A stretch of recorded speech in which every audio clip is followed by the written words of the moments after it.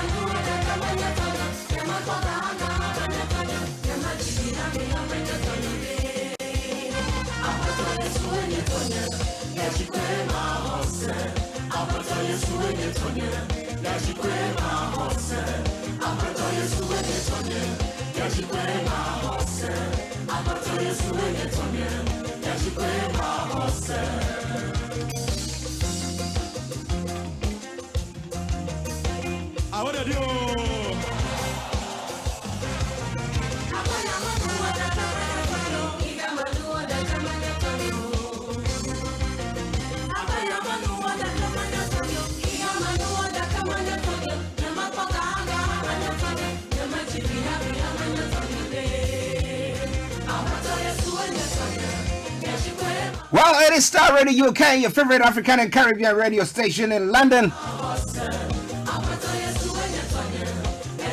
On this wonderful Tuesday morning here in London. Today I'll be having a special time with my colleague and co-presenter, Mr. Olaimi Koiki.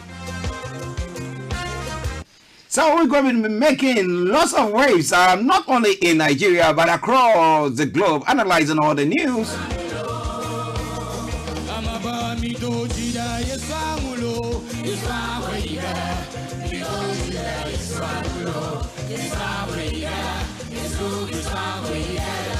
Maybe you're listening to us wherever you are and you have a special Christmas greetings that you want to send to your family or seasonal greetings, whichever you want to term it. Feel free to get in touch with us and we'll make sure that we deliver on that promise.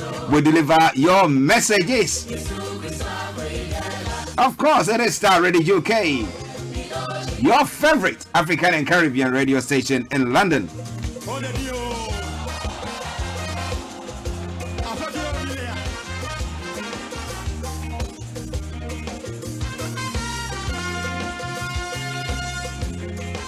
And let me say a massive happy 77th birthday to the president himself. The president of Nigeria, President Muhammadu Buhari, who is celebrating his 77th birthday today.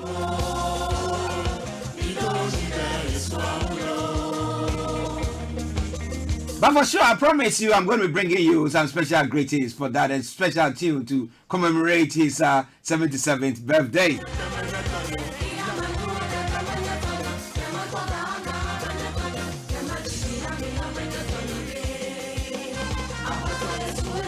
It's now 5 minutes past the top of the hour. That is 5 minutes past 11 here in London. Wherever you are, add and subtract and you will get the right number and time there. For those of you watching me live on Facebook, Periscope, YouTube, and all the others, you see in your screens on your shoulder at the moment, Mr. Olaimi Koiki, who is also appeared. Getting into the mood for the occasion.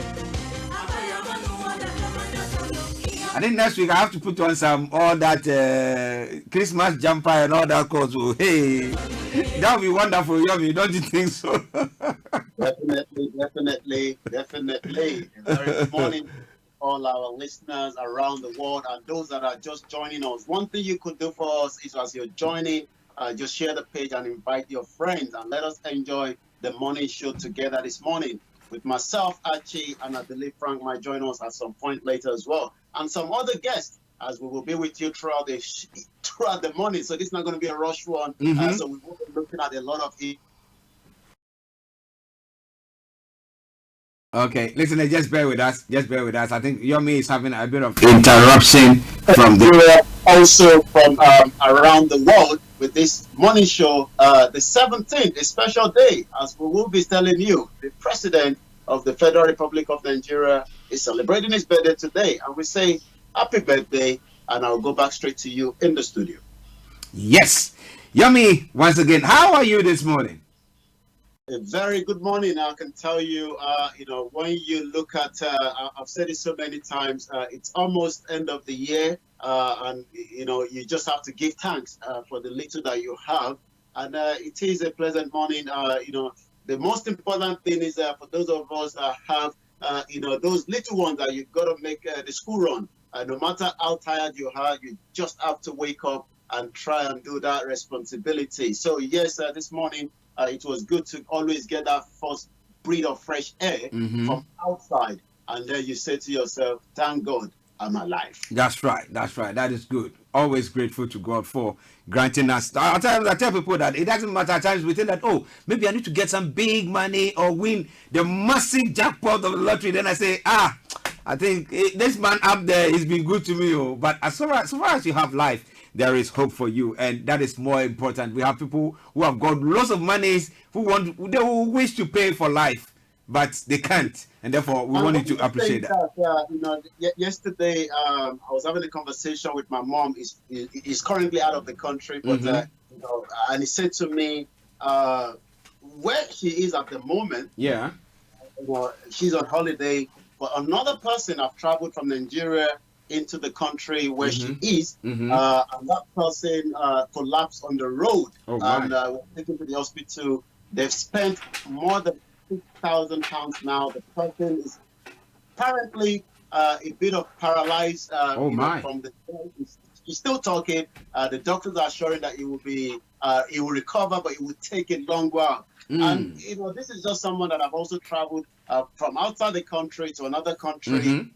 Here we go. And he's also been advised that 2 members or one at least must spend time with him throughout his stay in the hospital. So that means they're making arrangement for somebody to fly out of Nigeria to stay with him. Wow. That tells you that until you know that important your health is, you will be going for whatever you have at present. Well, listeners, enough of that. We know that you are appreciating life. That's why we tell you that we live it to the fullest. What about you? It's Starr Radio UK. 9 minutes past the top of the hour, the time, the morning show, the Tuesday edition, a special one. We're having Mr. Laimi Koiki joining the panel throughout the program. So not just bringing you updates from Nigeria, but we're staying on and looking at all the stories that's making the rounds this morning. And we hope that you're also going to be staying tuned to enjoy the whole program. All right. Now, let's go to Nigeria first. The president is his 77th birthday today. How is he commemorating that birthday? What we know is, when it comes to, the president of the Federal Republic of Nigeria is an individual that love to spend a little bit less, not to show off like, any other individual that might want to use this opportunity, to celebrate their birthday. So yes, the president is celebrating his birthday today, and I can tell that, there might be that little bit of, there's a bit, maybe not, because the president is someone that doesn't really, want to be seen as, the extravagant. So we won't see any kind of a throw party. But what we can say is, every December, the 17th, he celebrates his birthday, and he has done that quietly. What he's going to be doing, this time of the year, we don't know yet. Whether still focusing on the economy, making sure that the average Nigerian can have food on their table, looking at the security and securing the country as well. So yes, that's what I'll say for now, but I'll go back to you in the studio again. Well, to Mr. President of Nigeria, President Muhammadu Buhari, we wish you a happy birthday and long life, wisdom, to lead the people, to protect the people, and to govern the people as well. and to your family, may God bless you all. Okay. Well, listeners, maybe you have a special greetings for the president. You want to bring it our way for us to send it forward or forward it to him. Why not? You can feel free to do so, and we'll make sure we deliver on that promise. But it is Starr Radio UK, and with me is Mr. Olaimi Koike. Now, let's look at some of the stories making the rounds in Nigeria. Apart from the president, what else? Oh yes, let's take a look at some of the the story. With this morning, we'll be looking at the This Day newspaper, and we also might be looking from other areas as well. So yes, the president signs the 2020 budget into law. That is coming because that is very, very important. So Buhari signs the 20 budgets today. We'll be looking into that story in a short while as well. Also, remember during the just before the election, we have some of the members of the APC that were suspended. We saw the Ondo State that was suspended. We saw Okorocha, if we remember, other commissioner for happiness, during this time, and he created a lot of status, in the state. He was also suspended. Also, the governor of Ogun State, if you remember, there was a kind of a tension in that particular state because the sitting governor was not supporting the party candidate. He was supporting an opposition as to what the party wanted. So there was a bit of rift during that governorship election. And if our listeners and our audience will remember that we were transmitting from Ogun State, Abeokuta, that governorship election, where the governor was supporting the APM candidate that lost to the sitting governor. Yeah. So, but at the moment, it seems all is going back, with the party, and they've lifted, those suspension as well. So we might be, looking into that as well. Let's take a look at, some other stories. In as much as, if you remember, the vice president even took an helicopter to overview the Apapa area. Yeah, Apapa is one out of so many that around the world, just like we have the port here in United Kingdom. But those living in UK is like traveling to the port this morning, and you can't either get in or send your goods easily, or those that are receiving goods as well. Yesterday, I had an opportunity to be somewhere where a product that is meant to be consumed for Nigerians, but is not being produced in Nigeria, and it tells you that that product was being brought from another country entirely. And I was asking the driver that drove the lorry how long it took him to get to that destination, and he says give and take about 2 hours. But that has not been happening with the gridlock in Apapa. So we're looking into that as well. Let's go into anything out of the business today. Coming out of Nigeria, the market opens week on positive note as the bargain hunt lift stock. That's the Nigerian Stock Exchange. Also saying that the market opened with a positive note as well. Also under the business, the NRC. The NRC gets commendation for railway project.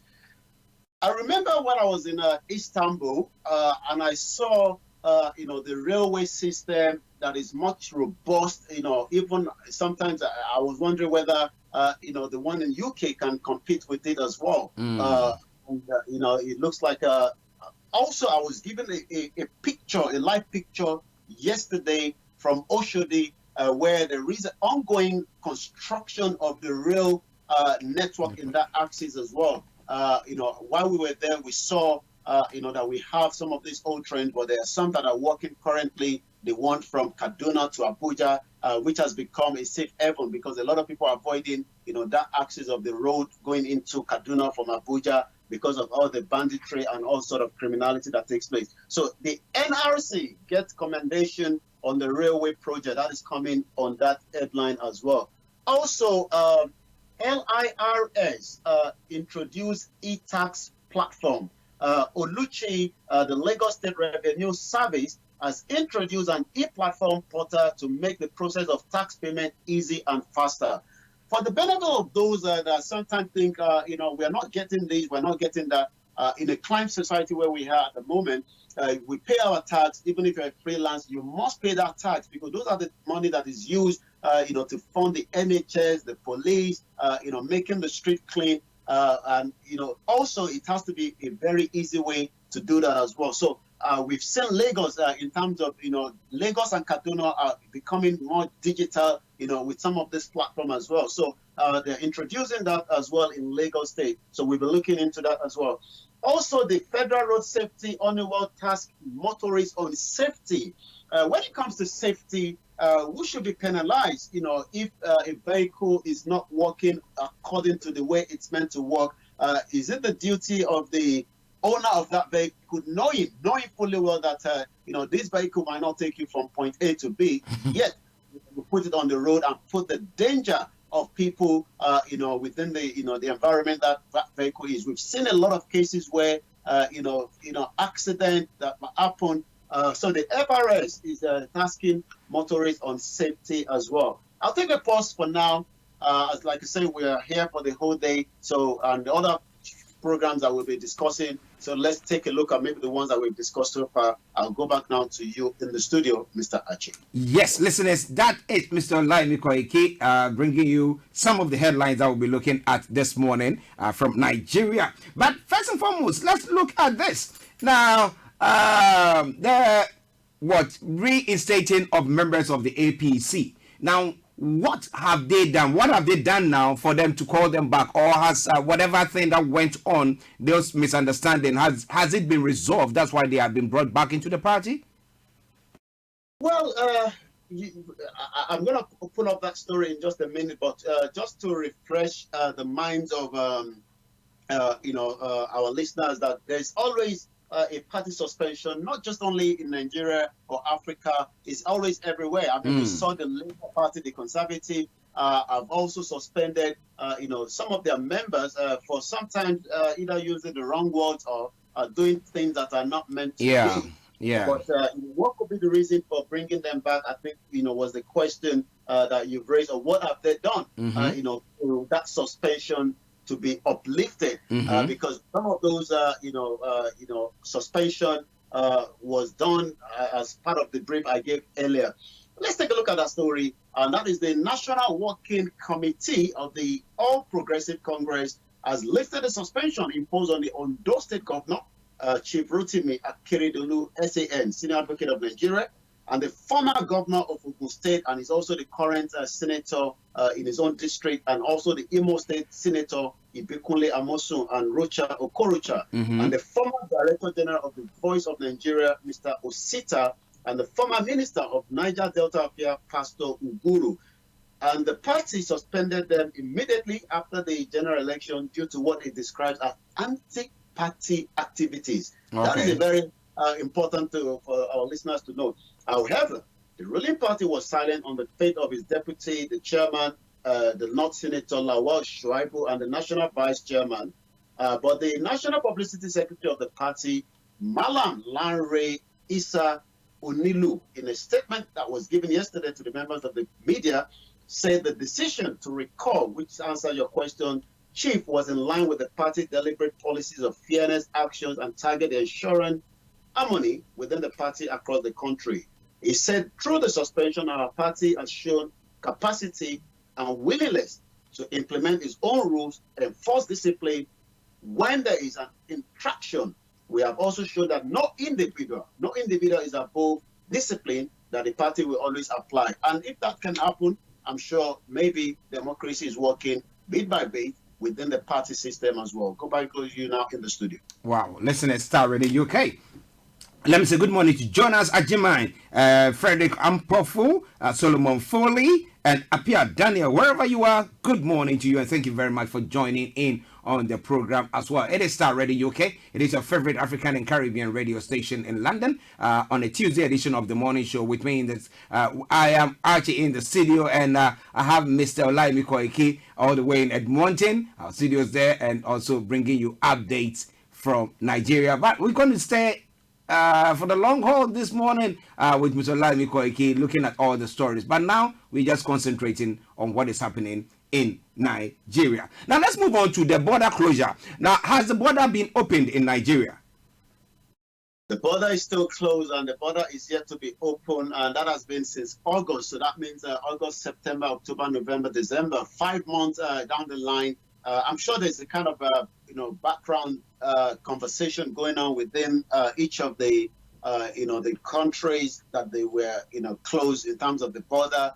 But always to remember that the reason the border is closed is because some of these countries have refused what is meant to be the initial agreement for allowing goods to move between country to country. And as example has always been the rice, because rice is one that has been the major take out of this.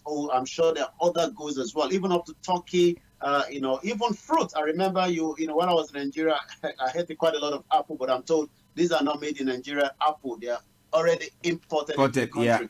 Yeah. Let's now take Benin as an example. One out of the, if not the 6th largest importer of rice. They're less than 12 million, which is half of what Lagos State is. But yet, the amount of rice coming into the country, they are not grown in that country.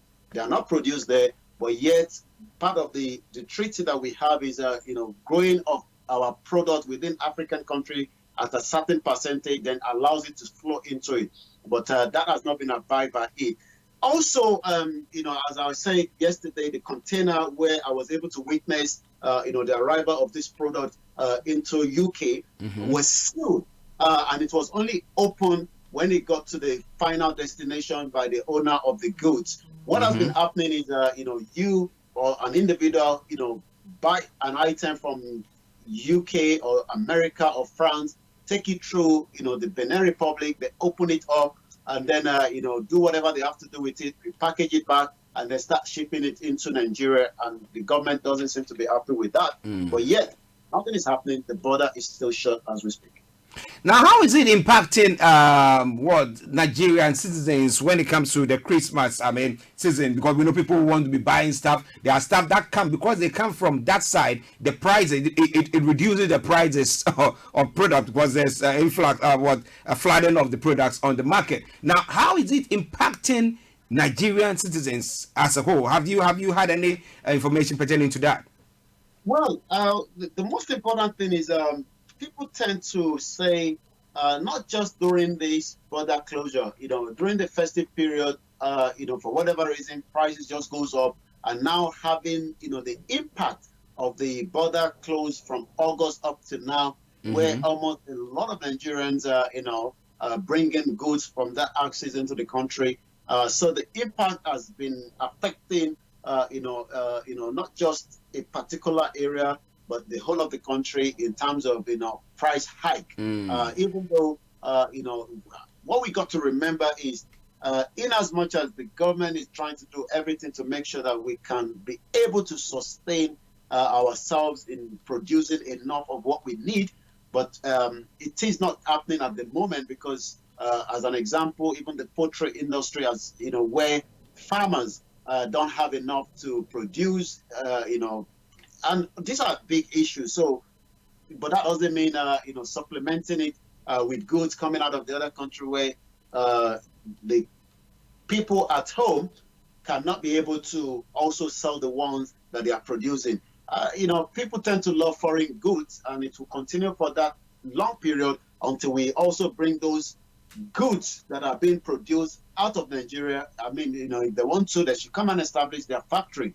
And I remember watching a documentary on Coca-Cola and Pepsi, the fight between them. Even Coca-Cola was able to build a small plant behind the wall when the war was going on because, the Americans wanted to have a taste of Coke. So what should be happening now is, if you're going to have your goods in the country, you must be ready to have your plant operating inside it as well. Wow. Listen to Starr Radio UK, your favorite African and Caribbean radio station in London, bringing the time now to 11:25. I'm Archie. I'm here with Mr. Olaimi Koike, bringing you the morning show. Now, so stay tuned. Don't go away. Now, let's go on to some other stories making the rounds. Now, you did talk about the railway construction that is going on. You did talk about Oshodi, where you saw videos of the construction that is going on. What are the timelines for the completion of this railway project? Well, the one that we know of Lagos State, which has always been the blue and the red, Mm-hmm. is taking over 10 years, to be completed. But the governor of Lagos State have said that, work will begin next year because Lagos have 20 million, people living and commuting between Lagos, and it could be a big hell of a trouble if you're moving from one end to another. So we need to see how that project will be completed, the time frame. Going back to the story, the National Assembly has commended the National Nigerian Railway Corporation for its revolutionary drive in the railway subsector, even as the lawmakers anticipated that the Lagos-Ibadan standard gauge rail line project will be inaugurated in April 2020, which is about 3 months from now, as promised by the corporation. The Joint Committee on the Land and Transport, the National Assembly, during their legislative oversight functions, inspection of the Lagos-Ibadan standard gauge railway line assured Nigerians of its unlimited support to the President Muhammad Buhari-led administration. In another development, the members of the Joint Committee charged the NRC to ease the burden on Nigerian roads and the suffering of masses by connecting the standard gauge to the airport, the Tinkan port, as well as connecting all the state capital by the rail line. I'll go back to you now in the studio. Okay, let's listen as a Star Radio UK. My apologies for that. And it is the Tuesday edition of the morning show with Mr. Olaimi Koike, bringing you updates from Nigeria, and we're going to be having a look at other stories as well. We know that is the this time of the year, getting to the end of the year, getting the Christmas festivities. There are a lot of movements of people when it comes to traveling, and therefore we want to make sure that people travel on safe means by safe means to their destinations. But this is a case where there have been videos that we've seen pertaining to vehicles that we see. If it is in this part of the world, it will be in the garage or it will be in the scrap yard, but we see them on the roads now. You were talking about road safety. Now, what is the road safety, the body that sees to the road safety, whether it's the police or the body that sees to the road safety in Nigeria? What are they? How are they advising passengers, and what are they doing at the moment?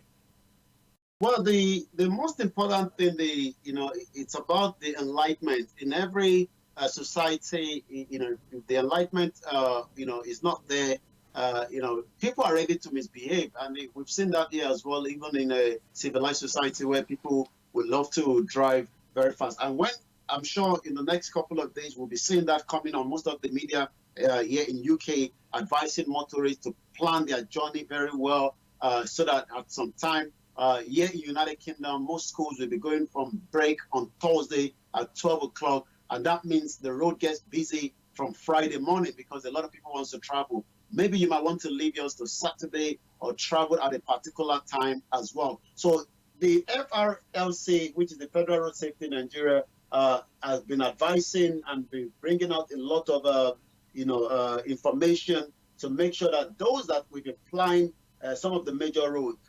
But the problem again is, as much as we know that we have a stretch of different road network across the country, the safety and the guarantee of that as well. There was a trend going on Twitter yesterday, where a Nigerian that traveled into the country, I think about the 8th of December, was abducted by money. This is an alleged, but it's been investigated, of certain amount of money by the SARS. SARS are just part of members of the police force. Also, banditry killed an individual that was a professor making his way back after, traveling to, the southeast part of the country. So as much as Nigerians only have the means to travel by roads, we hope that there will be much more security operatives along each of the routes. And that also means that, each of the states as the journey continue, because what happened is, as an example, if you're traveling from here to Manchester, by the time you get to the border of Manchester, you might not see anything for a very long time. So we expect each of the states to mount as many security operatives along the route, protecting the lives of those that will be traveling across for this festive period. Going back to you now in the studio. This is Star Radio UK. Yes, listeners, Star Radio UK, your favorite African and Caribbean radio station in London. The time now 11:31. We'll be taking a break soon, but okay, we'll take a quick break. We come back. We'll be having a look at the Omoyele Soares case, where we want to look at what any updates from there, any development from there. Because yesterday we did touch on that briefly, and I want to see if there have been any development from there, and then we can move on from there. But let's take a quick break, and we'll be back with you. Stay tuned. You want me to have a bit of a cup of tea as well by his side, and he'll have a sip as well. So just stay tuned, and you also, wherever you are listening to us from, have a cup of tea, just a sip, and then we'll be back to you. Stay tuned.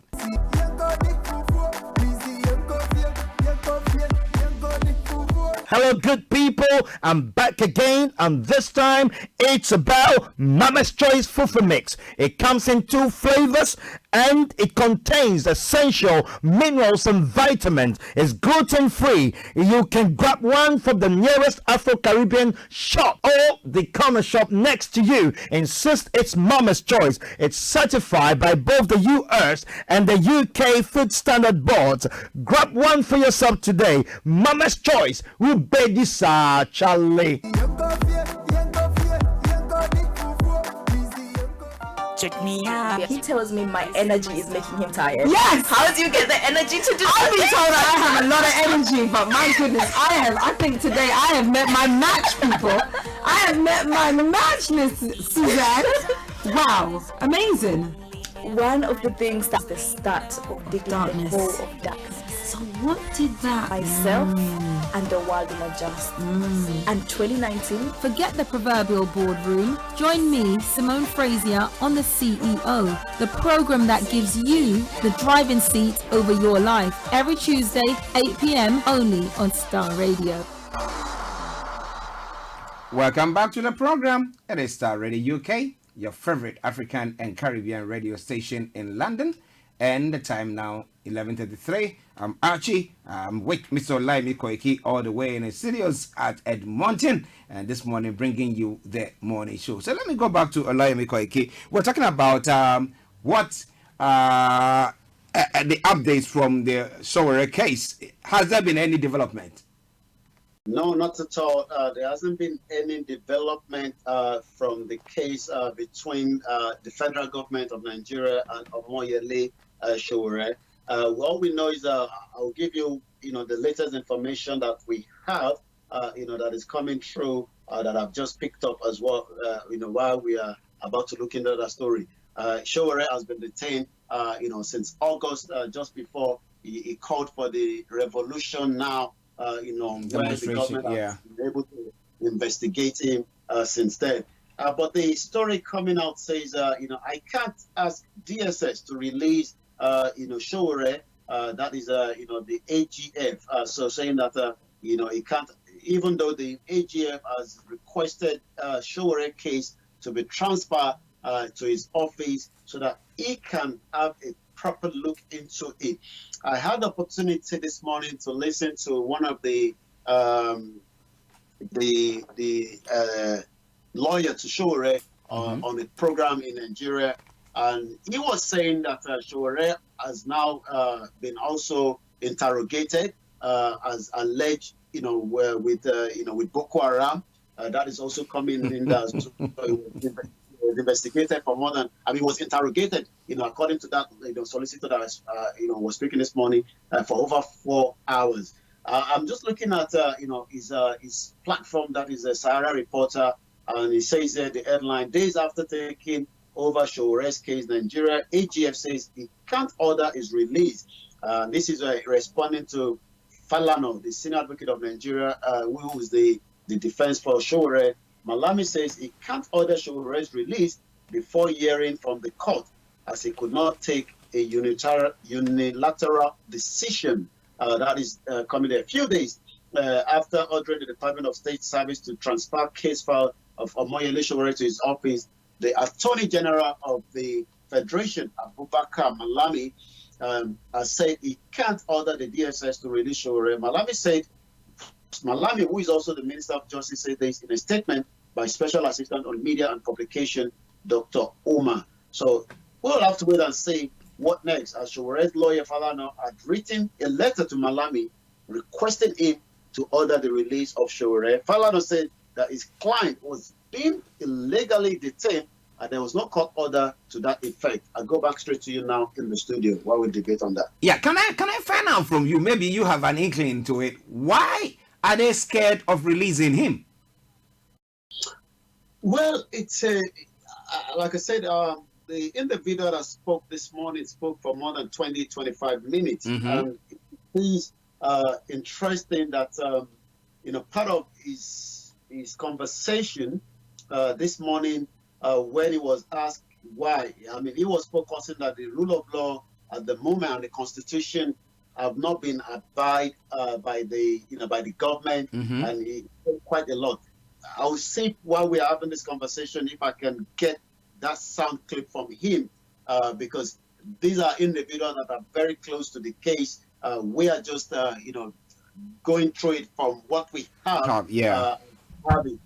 But it is important that there's no charges at the moment, and it's been a week now that Showore has been rearrested, but there hasn't been any charges according to the DSS, and his lawyer are requesting for his release. But you've just heard there that the attorney general is saying that he won't be able to do that. Let me. I think we have a sound clip. We just take a little bit from that interview that was granted to one of the rep of Showore himself. Do let me know if the sound comes out properly from your end there. Okay. And this is what the conversation looks like this morning.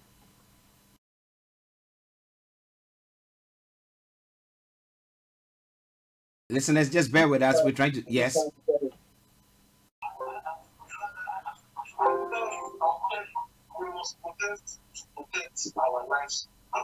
I'm not sure if you can get. No, it's not. It's not audible enough. It's not audible enough. Yeah.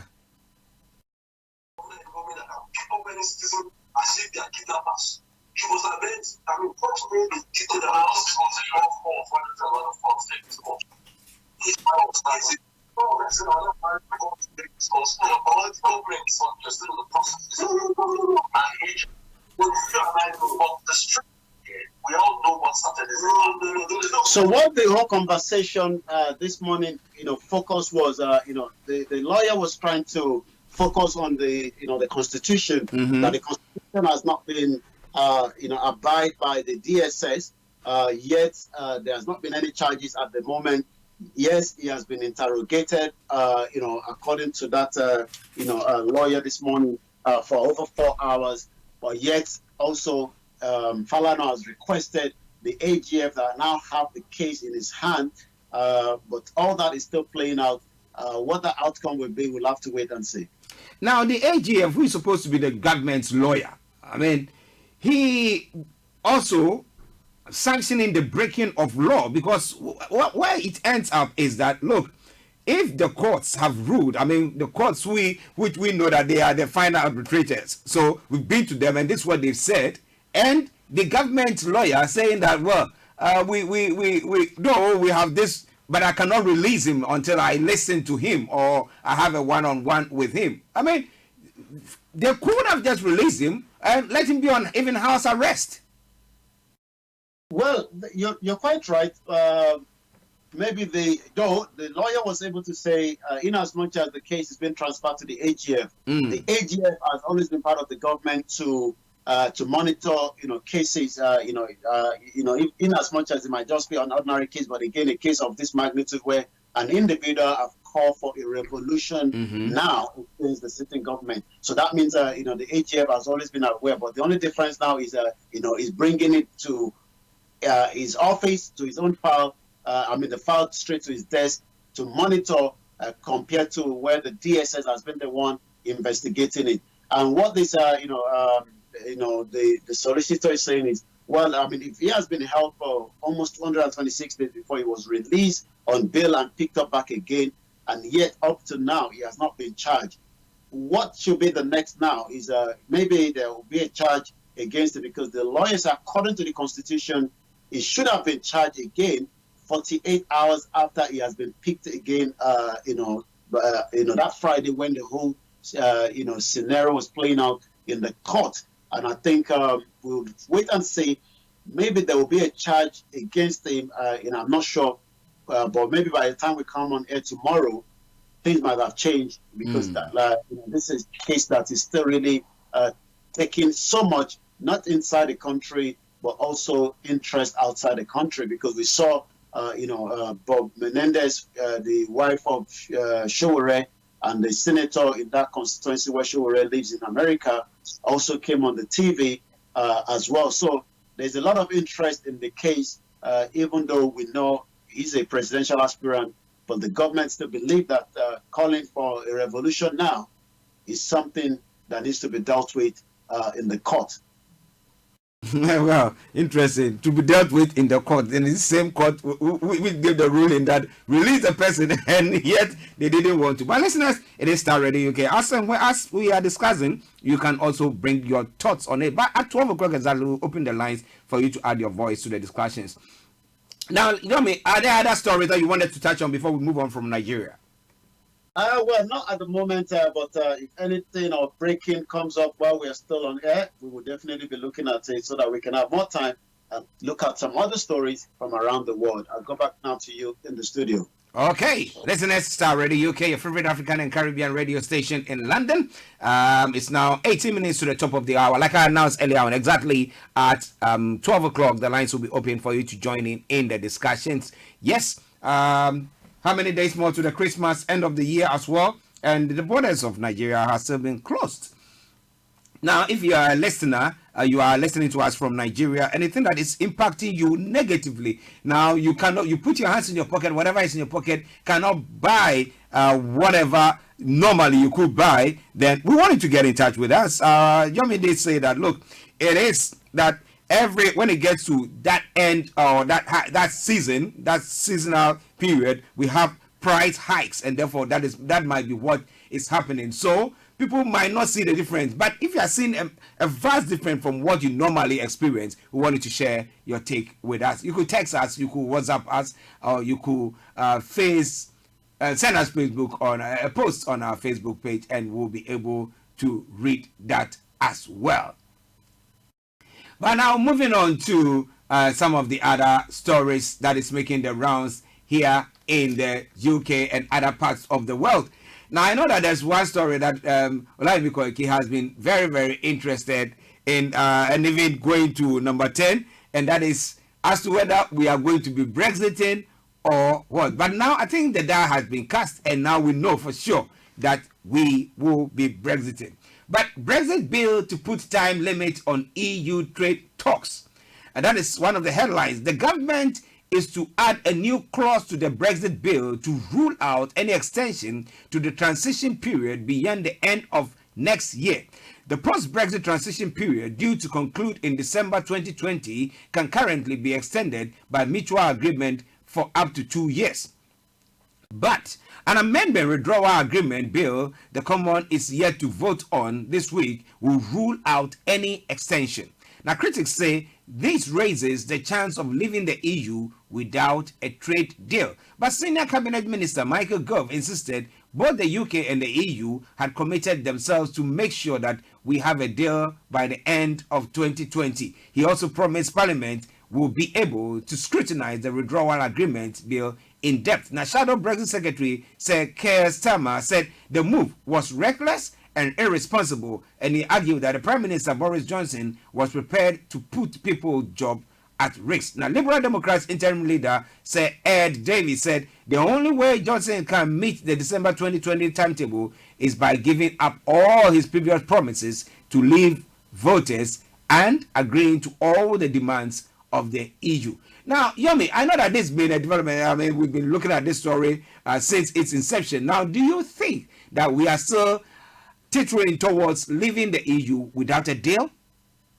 Well, you did touch on a few things there while you were having that conversation. I was also looking at what are the latest coming around it as well. Mm-hmm. And is it not interesting that the whole thing about this Brexit is the jobs, the migration of people, mm-hmm. What are the key? Because business has to be taken from one end, especially the border between us and Northern Ireland. Yeah. And it says here from this update coming up, and this is a current information just about almost less than few minutes or 25 minutes, and it says UK manufacturers are crying out for some economic certainty, says Anna Leach, the CBI Deputy Chief Economics. Here is our take on this morning worrying factor data. With a manufacturer reporting that output is declining at a pace not seen since the financial crisis, alongside another month of softer order books. It is crucially important to rebuild businesses' confidence in this sector. After 3 years of gridlock, which is around this BRICS exit, the Prime Minister now has a clear mandate to govern. Businesses across the UK will want him to break the cycle of uncertainty. Firms will be looking for reassurance of the new government commitment to getting the UK economic fighting fit as it prepares to exit the EU. So you can see that, those that are looking at the uncertainty, because, for the last 3 years, nobody knows or, what would happen. But now that we have an election, the majority is the government of the day. What the businesses and firms are expecting now is to make a firm decision, like he says, so that the UK economic fighting fit as it prepares the exit. Going back straight to you now in the studio. Wow, listen, Starr Radio UK. Now, when it comes to the Brexit, so whatever it is, there's a tendency that we will have a no deal. Now, people are thinking that the no deal, because the Prime Minister said that he's managed to reach a deal with the EU, and is going to, that's what is going to be, put before Parliament sometime, I think, on Friday. Yeah, that's what the timetable shows, that they're going to put that before Parliament on Friday. But the big question is that, will we have enough time to negotiate everything? Because you're giving yourself a year. Now, in that year, the negotiations, it's not like we just go sit there one day and then we just talk about everything that we go. But we're talking about the border. We're talking about free movement of people. We're talking about limitation. What are even the travel terms? What is it going to be? Do people who are coming to the UK now have to require a visa to come in, and vice versa? And those who are the expatriates in the EU and everything. So it's quite a cumbersome or complex issue. But for them to say that, look, giving all the assurances, now we know that the Prime Minister has got the majority. So there's a tendency, a little chance that if the EU is not playing ball, knowing that, look, if they also just agree that the UK should do whatever they want to do, there's a tendency that other countries will want to follow suit and leave the EU, and by that means breaking the EU, they will also play hard ball. You're right, and the reason why that hardball will be played is, as an example, the Deutsche Bank is warning its client that the pound is likely to weaken in 2020 as a renewed BRICS exit uncertainty threatens to drag the economy into recession. So you could see that the European making it as much as possible that they stay on top of it, in as much as it also seems the Prime Minister is trying to to trickle a little bit from the current with the bill that was given in the last time before the election, because according to the news overnight, the Prime Minister was seek to amend the EU withdrawal bill to prevent an extension of the BRICS exit. So a quite interesting time ahead. Whether we would, somebody was saying to me during the conversation, what would it make if we get the deal or we don't, if there's a deal or not deal? So that is the key. A lot of people are saying, you know what, just leave that deal. Let's get out first, and when we get out, we can always renegotiate. But what is the impact? And I think this is something that a lot of people need to get the message right, so that if we are not getting any deal, what impact is it to me or to you? And if we get a deal, what impact does it mean to an average man, on the street of the country? That is the key as well. Interesting. Well, if you are listening to us, what do you think? Do you think that we're going to crash out without a deal, and it's going to have a negative impact on the economy, and we might, or maybe, who knows? They managed to strike a deal proper on all the other issues when it comes to trade and everything, and maybe we'll see the UK in their what? Their beautiful clothes once again. But whatever it is Starr Radio UK. You can also bring your take on it as and when we give you the opportunity to do so. Now, still going on with on one of the stories from the UK, the last one before we move on to other parts of the world. UK unemployment falls to lowest level since 1975. Now, UK unemployment fell to its lowest level since January 1975 in 3 months to October this year. The number of people out of work fell by 13,000 to 1.281 million. Now, Office for National Statistics figures show the employment rate rose to an all-time high of 76.2%, with an increase of 24,000, taking the number of people in work up to a total of 32.8 million. However, wage growth, excluding bonuses, slowed to 3.5% from 3.6% from July to September. The ONS head of labor market, David Freeman, said while the estimates of the employment rate nudged up the most recent quarter, the longer term picture has seen it broadly flat over the last few quarters. However, unemployment among women has reached a new record low. Now, I like the final bit where it talks about unemployment among women has gone to what a historic line and low. Do you think more women are going to jobs than men? Well, it will be if the employer are making it very easy, so that we have more women and making it very flexible. Because you've got to remember that the women that have got not just children have a lot of responsibility to pick up the kids at certain times. So there would also have to be flexibility in the kind of job that they can do. Also, making sure that they are also at home to look after the children as well. So I will be looking at the Edmonton in this discussion this morning, and the information that we have says Edmonton Green is currently being redeveloped by blah blah blah. But Edmonton currently has of the highest level of unemployment in Britain, with the recession of the late 2000s push unemployment to nearly 14%, since 2009. So, looking at the statistics that you gave earlier on, the large portion of it also is coming out of this particular, London borough, where, jobs are not there. A lot of people are out of work, and it's becoming a very difficult one, to secure a job. And that means you will have more people, staying on the benefit, believing that the benefit would be better off than looking for jobs. What are the incentive? What are the opportunity for women as well to make sure that, they can be able to get easy access to that job, as well. So a very, very, tricky one there as well. But I'll go back to you slightly straight in the studio. But we'll touch a little bit more on the reflection of this job unemployment, across the country, but most, precisely to Edmonton area where we're reporting this morning. Now, the women, most of them, those who have kids, of those who are not able to go to school by themselves. So, like this morning, you have taken your kids to school. Now, because you are with your wife, and therefore you are able to do that. Now, if it happens that those who are single parents find themselves in that situation, and where we know that the nursery cost, the cost for, private nursery and all that thing is quite high, do you think women are being, what? I don't want to use that, but encouraged to go into working? Well, if the childcare is very expensive, as we've seen, it's going quite high. The amount of salary paid.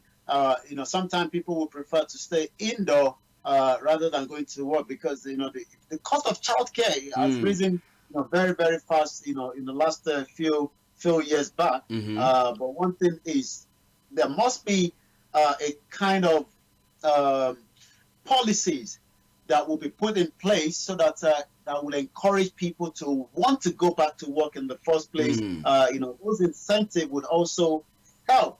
The most important people within the country as well. Also, I'm just trying to see, the statistics, like we've been mentioning, for the regional market statistics of the. Okay, just 1 minute there. What I wanted to pick out there is looking at this, the International Labour Organization defined unemployed people as without a job, want a job. Let's take a listen to this again. The International Labour Organization defined unemployed people as without a job, want a job, have actively sought work in the last 4 weeks, are unavailable, and are available to start work in the next 2 weeks, or out of work, have found a job and waiting to start work. So you can realize that more people are searching for jobs, but even the jobs are there. By the time they now look at, is it worth taking this job and then using a lot of the money that I'm taking out of the job to fund the child care? Yeah. Or rather, not do. Yeah, that's been the challenge. That's been the challenge. But well, we hope to see what the government is going to do about that. Now that they got a majority, as whether they're going to slash it or they're going to do it so that it's going to encourage people to go to work. Because if you go work and then at the end of the day, virtually all majority of the money that you've made is just going to go into childcare, then what's the point? That's what people say. But it is Starr Radio UK. Still looking at some other stories making the rounds. Now, moving on to the world front.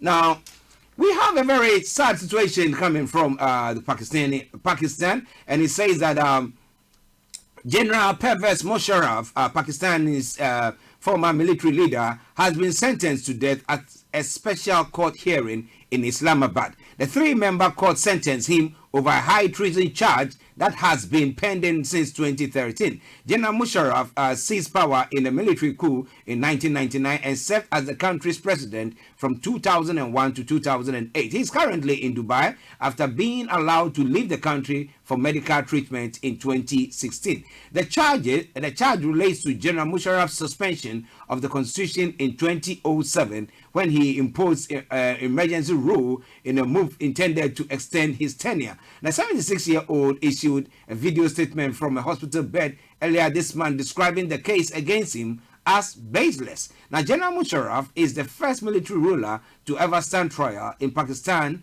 for overruling the constitution. The verdict was announced on Tuesday with a 2-1 majority. Now, Yomi, this is a scary one. Now, if you want to look at all the military coups that have been done across the globe, then all those ex-military leaders should be put in, should be sentenced, as Pakistan have done now. Because we look at Nigeria, we were talking the other time about President Muhammadu Buhari. He was a military leader. So, well, they suspended the constitution and they brought in an emergency rule for the time. So, do you think that the Pakistanis leadership have gotten this wrong at all? Well, I think sometimes I remember when he was, leading the country, and the problem I always say is, after this whole thing, remember when he was there, he was moving around different countries and was welcome as well. But whether the decision made now is something that they, have a big impact to the people, because while they're there, certain things are done and certain individuals benefit hugely. Yeah. And that would, take me straight into a story that broke out here in UK around just about 2 weeks ago. We saw, it might not really relate to, this particular individual, but it just shows that, by the time it's dig into, there might be a kind of link, and it was a Pakistani tycoon behind the Asia's largest private properties company agrees that he will now hand over 190 million pounds of his 750 million fortune, including a 50 million pounds iPad Palace mansion, to the UK authority to ward off mafia criminal proceed order. The National Crime Agency got a prison order against Malik Rees Hussein. Yeah. So when it comes to the time of the military, and as you know, Nigeria, was also affected, during, so many military coup that took place in the country as well. And, even a lot of people are saying the constitution that we are using at the moment is the one that was given during the military regime, and it needs to be changed or either be amended as well. So whether there was a story also that I saw where somebody was saying, are we ever going to get, the real encounter of some of the, the atrocity committed, when it comes to either the military coup or even as the war that took place in the country? I'm talking about Nigeria. The civil war, these military individuals will be able to give us the real encounter of some of the war that we witnessed, during those period of time as well in the country. But again, the Pakistan have made a decision, and we would have to abide by it. But one thing is that when individuals like that are picked up, the first thing is they need medical attention, and it's not just Africa, as we saw. There is even, Is it that he wanted to run away? That's why he said, I need attention, medical attention in Dubai instead of Pakistan is there. Has always been something that, some of.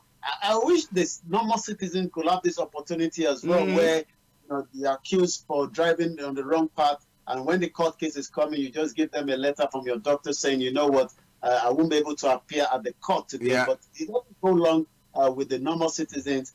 But those that have the means, and we've seen all kind of drama from walking stick to even bed stretcher going straight into the courtroom to say, look, my client is not feeling well, and you will have to abide by it. And he's shown himself from the hospital so that those that are watching might have a bit of sympathy that this is a man that is really ill and he needs to take care of his health. Well, listen, it is Starr Radio UK. We take a quick musical break, not a quick one, a musical break. We wanted to enjoy it, and then we'll be back with you. But we'll be having a look at fresh violence in New Delhi, and then we'll follow the impeachment proceedings that is taking place in the US as well, pertaining to President Trump. Now, he's saying that, well, you people, you are joking, which we know for sure that the Senate will not approve of that. So yes, the House of Representatives can do whatever. He can be a president who is facing impeachment, but for sure he's going to be in office. But what will he do after that?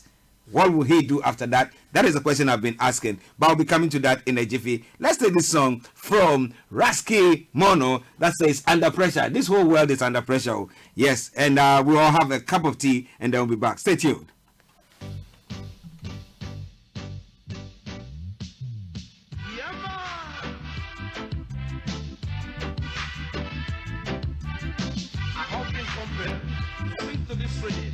After seeing all what's going in Africa.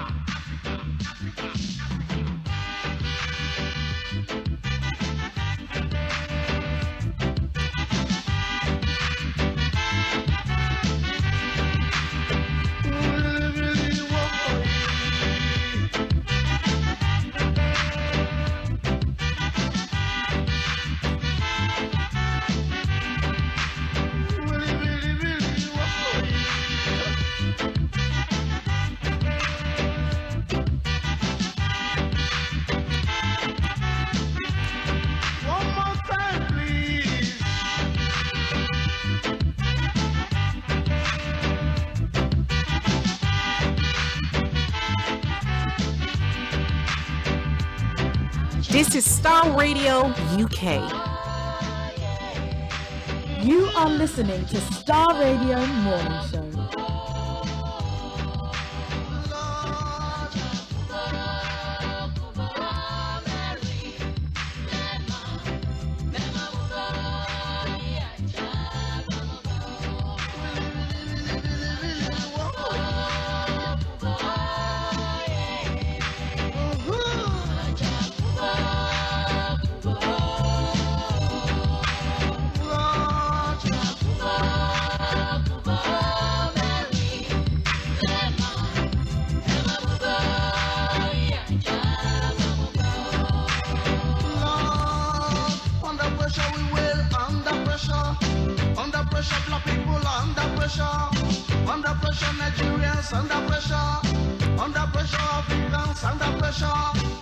No food, be we belly, no money, pocket, no bed, the we hate.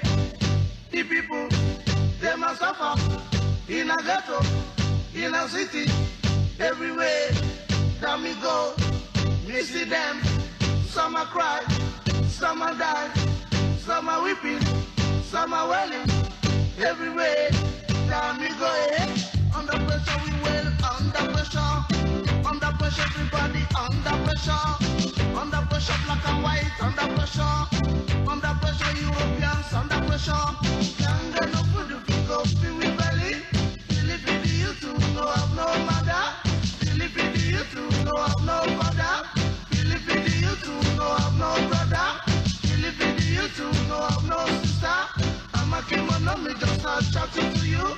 Chanta this, I want me not go chat it all day. Hey, under pressure we will, under pressure Europeans, under pressure. Well, that is Rasky Mono for you. It says under pressure wherever you are. Do you feel yourself under pressure? Do you have to listen to us on Starr Radio UK? Because we take the pressure off you by bringing you all the information that you need to know this morning. Wherever you are, it's now afternoon. It's now 7 minutes past the top of the hour. The lines are all open now. You can call us. Call us on 0208-133-2257 or 5802-08-133-2257 or 58. And those of you in the US or Canada, it's 0017183032737.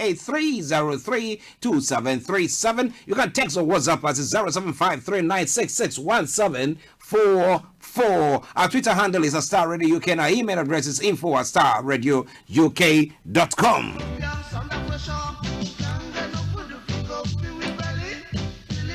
But let me say good afternoon to Dr. Martin and Mr. Theophilus Teko, aka TT.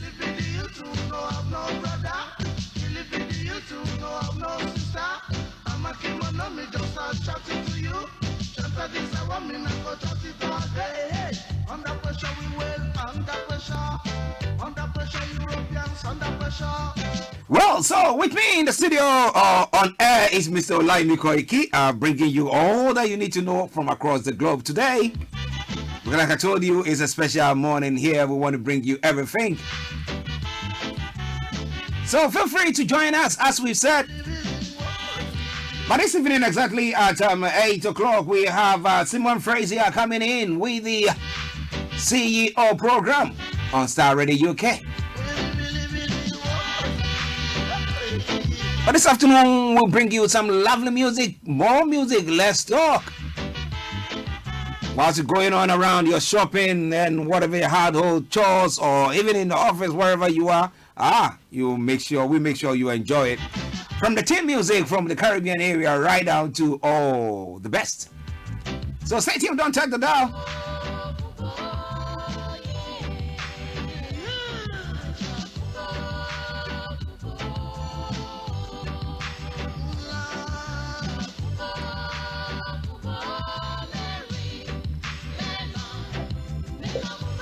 Okay, let me go back to Mr. Olaimi Koiki. Yes, Yomi.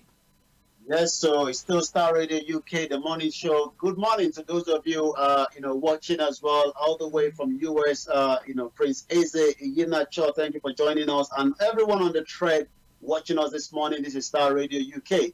Well, before we went on that break, we were looking at, the Pakistan, leader that has been, almost might be going to prison if all goes as planned. Mm-hmm. And I've been able to look back at, an article that was put out by the BBC, in 2016, January, how the first coup still haunts Nigeria 50 years on. I'll be taking a little bit snip into that. I remember just yesterday, I did mention that another journalist wrote whether Nigerians are born to suffer. It is the morning show. I'll go back straight to you now in the studio. Well, listeners, if you want to add your voice to the discussions, maybe you think that all these coup d'etats and everything that has happened from your part of the world, here, years back, they also faced sad things where they were overthrowing government or anybody who think they've got the power, try to outwit the other. We had all that going on. So maybe in those developed or those should I call Pakistan advanced country? I don't know how to place them, but those countries, and let's talk about the African countries. I think we are in a situation where we look at ourselves, whether we are smiling on the things that happened in the past, or we put our heads down in shame, saying that it shouldn't have been. But well, the Pakistanis say that, well, their former leader Musharraf is guilty for suspending the parliament, taking power by force. What was it trained? Because most times, we got to look at the background. Yeah. And this is to what I'm going to be saying the next time as well. Where was he trained? Most of the time, most of them are trained here in United Kingdom. Yeah. And that takes me back to it saying, on the 15th of January 1966, a group of young, idealistic UK trained majors overthrow Nigerian democratic government in a violent military coup. Let's continue with the conversation. Well, in Ghana too, it did happen. That was 24th of February 1966. That's when the first coup did happen, and they overthrew the Kwame Nkrumah, the first president of Ghana. So it went on. It keeps on going on. But do you think that, just moving on, before we move on from there, do you think that it's something to deter other people from pursuing such a thing? Because now that Musharraf is being virtually, they're saying that it's going to be, he's been sentenced to death. I mean, that's what the courts are saying in absentia. Do you think that it's going to serve as a deterrent to others, so that they think, hey, this is a no-go area? No matter what the government is doing, no matter what the leadership is doing, we have to wait. If it's 5 years, we wait till 5 years, and then we come back to vote. Do you think that it will serve as a deterrent? Well, the military, believe that, because they have, the power, and because of the weapons that they have, and they're well trained sometimes. Whether that would deter them, I don't believe that. But what I can only say is, we won't expect in this 21st century. It doesn't have to be in Africa, where we see more of military, taking over. A government of the day. I mean, it's just something that will take us back, and as we saw, 29 years out of that 3 years until a restoration of democracy in Nigeria in 1999, where the military, spent a huge time, controlling not just the wealth, but controlling the minds of the people, that we are now trying to change back to say, look, things have to be done properly, but people believe, well, if it wasn't done 29 years, how do you expect it to be done in less than 10 years? Interesting. Well, listeners, you are the adjudicators. Now, judge for yourself. Do you think that what these leaders or the past leaders have done, do you think that even they should be brought to a trial? Because maybe at that time, that was something that was meant for them. That was something that could keep their toes on, keep their foot on the ground. If not, things might happen, and therefore some people took over. But we know the excesses that are taking place.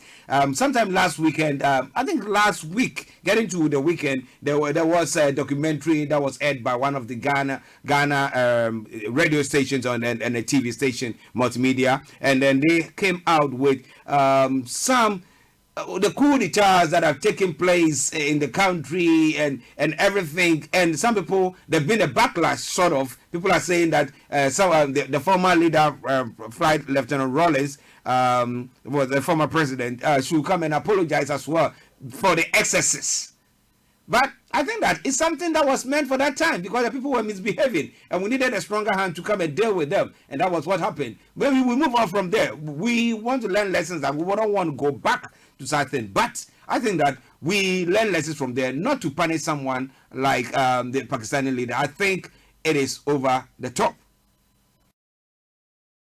Okay, yes. Now let's move on to other parts of the world, and let's see what is happening there as well. Like I said, in New Delhi, that's India, a neighbor of Pakistan, a massive protest has broken out in India's capital, Delhi, as anger at citizenship law spreads across the country. Now, images from the city, Selampur area, showed stone-throwing crowd facing off against police officers. Police are retaliating with tear gas and batons. Now, local reports say several protesters and officers have been injured. The protest comes days after clashes between police and protesters in Delhi left at least 50 injured. Now, let me ask you a question there, Yomi. I don't know whether you follow that story.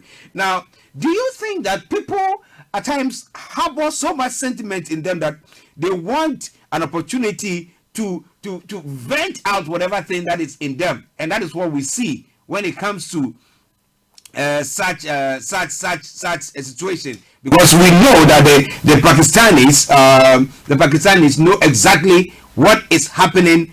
That they say that okay, the Indians know exactly what is happening. That they said it's for those who they think that are being persecuted, but they came out to say for Christians. But it looks like the way the people have just taken the whole thing on board and acting that way seems to be as if there is people have any, like they were harboring such sentiment, so they've got the opportunity to vent it up. What do you think? What I can say is the individual people as human beings, there's this kind of hatred in us. And let me just take it back to, what is all about the Indian new citizenship. The Citizenship Amendment Act that was approved by the Indian Parliament on December the 11th, that is now becoming the headlines around the world, makes religion a criterion for nationality in the Indian citizenship law for the first time. And it creates an expedite path to citizenship for migrants who enter India illegally before 2014 from 3 countries, Pakistan, Bangladesh, and Afghanistan. Knowing that there has been all this, backlash between Pakistan, India and Bangladesh, provided they belong to the 6th region. The religions are Hindu, Buddhism, Christianity, Sikh, Jainism, and also notable absent from the list, Islam, the religion practiced by 200 million. So the question is, people always revolt when it comes, just like we are saying in this election that we just had in UK. Yeah. People say, we've had enough of, this migrant coming into our country, taking everything, and it's time for us to be independent and take back our country. Take care about your country, but not realizing that you still need the other part of the world to function. Yeah. And that is what we are seeing that is playing out, in India at the moment. So people tend to be a little bit uncomfortable, and that is where sometimes you got to look at the humanity of us as individuals and as people as well. Well, listeners, it is Starr Radio UK. Now, moving on to some other stories making the rounds. Mr. Kofi Ali, I saw that you joined us, but I think you hanged up again. If you are able to do so, you do so. If not, continue to stay tuned to us, Starr Radio UK. Now, moving on to the U.S.,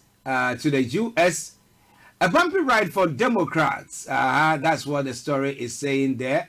A bumpy ride for Democrats.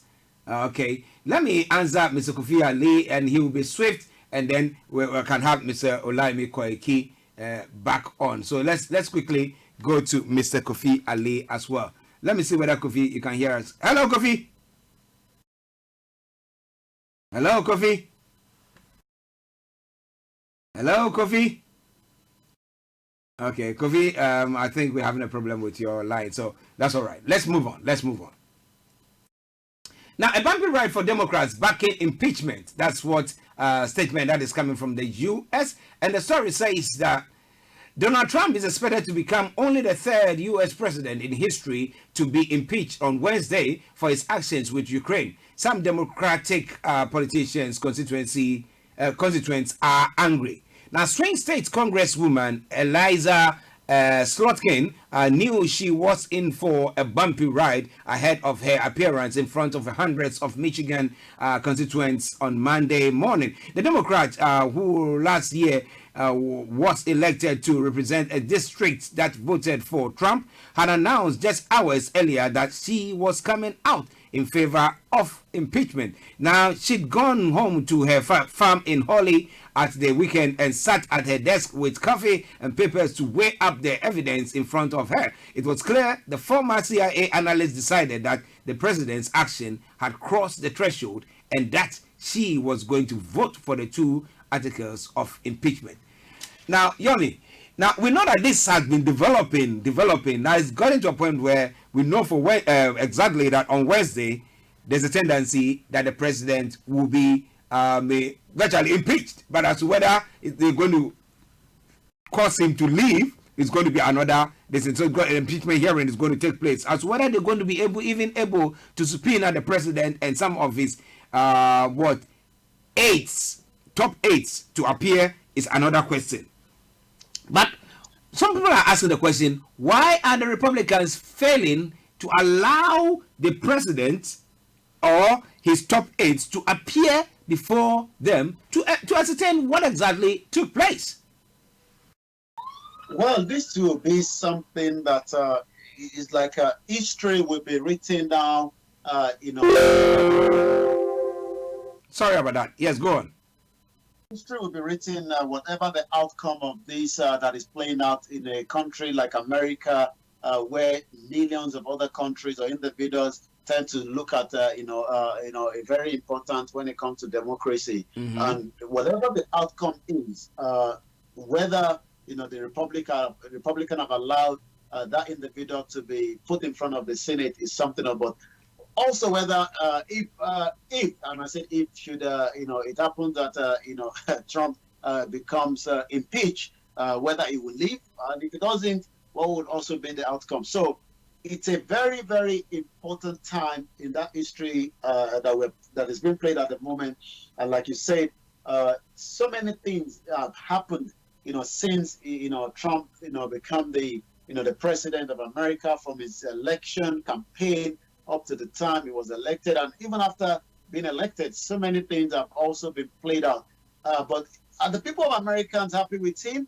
That is another question, because I saw, a live broadcast coming out last week or over the weekend, Mm-hmm. where people were trooping to support him, and they were asking them, where they traveled from, and some have traveled very far. You still have, a lot of people that love what he's doing. Might not mean the whole country love what he's doing, but that is what democracy is all about. And I'm sure those on the other side of the globe will be watching. We can be able to learn. Imagine any part of African country today trying to unseat the sitting president. There will be more chaos already even before the process starts. I think they will arrest all those people, put them behind bars. If the court say they should release them, they will never be released. Well, people know that I might be casting insinuation. Well, I'm not casting any insinuation. It is Starr Radio UK, your favorite African and Caribbean radio station in London. Now, Yomi, before we move on into the African continent as well, do you have any stories that you've also chanced on that you wanted to touch on? Yes, while we were on air, electricity is very, very important. And there was a strike, sometime last week by those that provide electricity in the country to the people, across the country. So I was reading something saying with their passion for rejecting power loads for the excuse of payment and poor electricity infrastructure that they refuse to invest on, the disco in Edo State, Kaduna, Abuja, Enugu, Yola, Port Harcourt, Kano, and also Lagos not left behind, have now been served notice of cancellation of their licenses. And this individual says better days are yet to come.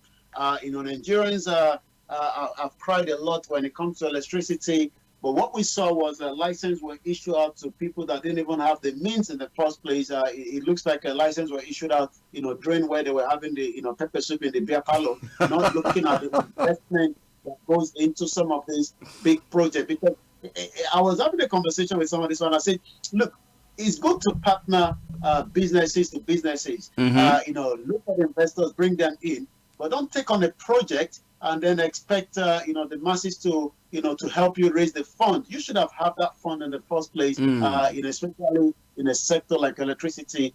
But let's wait and see whether some of those licenses will be withdrawn, and then the real player will come in and help as well. Going back now to you in the story, and also there's someone I will touch on from a friend on Facebook saying, this was posted 23 minutes ago, and I think somebody died, and he says, it was very sad that my lovely brother Mutiu, lost his life to the wicked and cruel people in Nigeria on Saturday. He did not get killed while in America for 45 years, living a good life with his family. Only when he decided to go back home and look after his aged father, but the wicked souls people did not give him a chance to fulfill that promise he made to the wife, children, and siblings. They will be caught. So we've seen cases where diaspora go back home, get killed, and there was another one that will be sentenced somewhere in Lagos today, and this has been going on since 2011 or 2001 or 2. where this individual killed, someone that kept him in the business and throw her into the well. But that investigation have now been completed. So these are issues that happen not just in Nigeria, but sometimes, quite like they said, quite a lot of things goes on around the world. It all depends on what part of the world you are. Yeah. Well, listen, it's Starr Radio UK, 1226. Now, the estranged wife of a Zimbabwean vice president has been charged with attempting to murder him. Now, Mary Mbuewa, who is already accused of corruption, appeared in court in Harare on Monday. She denies all the charges. Now, prosecutors say she tried to kill General Constantino Chiwenga while he was receiving treatment in South Africa. Now, General Chiwenga played a key role in overthrowing former President Robert Mugabe in 2017. The general alleges that Miss Mubaiwa tried to prevent him from getting medical treatment in South Africa 6 months ago. Now, when he was admitted to hospital in Pretoria, it is alleged that she pulled an intravenous drip out of his arms. Now, General Chiwenga then went to China for 4 months for treatment, returning last month. Now, Miss Mubaiwa was remanded in custody with bail denied. When she was arrested on Saturday, police said Miss Mubaiwa was accused of fraud and money laundering, charges totaling about $1 million. The story says that the pattern of a country where the elites accuse each other of assassination, plots, and poisonings, and where the police and courts are often used to settle scores. Zimbabwe is currently still gripped by hyperinflation, power shortages, and mass hunger. Now, this is another story. Earlier on, in 2017, we had Grace Mugabe and everything that went on, and the fact that she was trying to wrestle power from the husband. Not wrestle power from the husband, but wrestle power from Magwanga, who is now the president of Zimbabwe, who was then the vice president, trying to push them all aside so that she could be the tentative presidential candidate and the president. Now, she is now out of the scene, and now we have another one, a vice president's wife, who is trying to kill the president, the vice president. Now, Yami, are the African ladies changing their tactics now? It is quite sad that those that we look up to, especially female from around the world, will look at some of these individuals that have the opportunity to be in that position, knowing that there are millions of women that would love to be in that position. But how do you handle power when you have it has always been, I think, our major problem, because the moment you have it, it's just like you have friends, and the moment they get into a very selective office, either they change their mobile phones, or you can't get through to them, or they become power toxic. And it seems this individual for the charges against her shows that maybe democracy also is working in Zimbabwe, because I don't think that would happen at a certain time where the wife of the vice president have to be detained. So again, it's a big just like we've been saying, history playing out in with the democracy in America.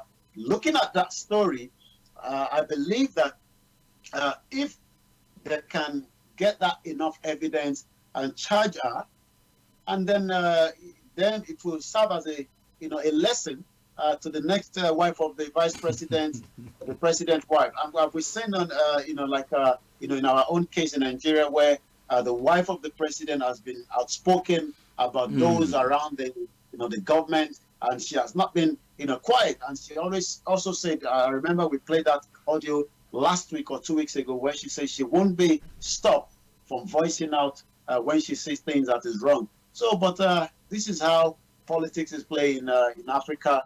But we will have to see the outcome. Now that she's been detained, that means she's lost. Well, she's not the vice president, so she doesn't have any immunity. If not, I'm sure they will have done everything possible to avoid it, to get to where it is now, which they've tried to, but it doesn't. Prosecutor are not really going to work with that. And that also shows if an institution is working, because the question a lot of people have always said is, if we don't have the strong institution, then he wouldn't have even been detained in the first place. We must have a robust institution across African country to be able to prosecute or file charges against individuals. Well, listeners, it is Starr Radio UK, your favorite African and Caribbean radio station in London. Bringing the time now to 12:31. It is the Tuesday edition of the morning show. With me is Mr. Olayomi Koiki. I'm Archie, and we are bringing you the morning show. In the next 29 minutes, the program will be brought to a close. You want to join us or you want to text us, feel free to do so. Now, finally, Zambia has ordered a pro-gay U.S. ambassador to leave.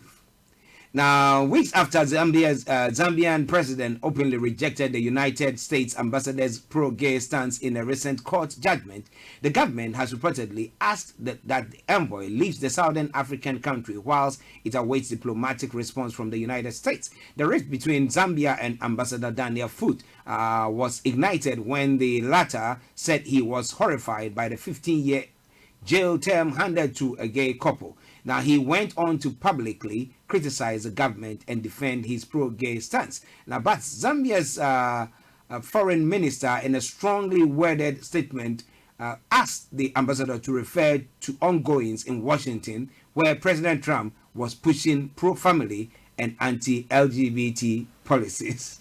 Now, so this is what the foreign minister was looking at. He was saying that, look, in your own country of origin, that means the ambassador's country, your president is championing cause or case or pushing things against gays and the LGBT, and so he's sort of anti-LGBT and pro-family. So if you are sitting there trying to castigate what they have done as a country, sentencing two gay men to prison for 15 years. What is wrong with that? Now, if you are in Zambia, would you agree with the president or the government that the United States ambassador should go back to the U.S.? And what do you think is going to be the repercussion of such a move?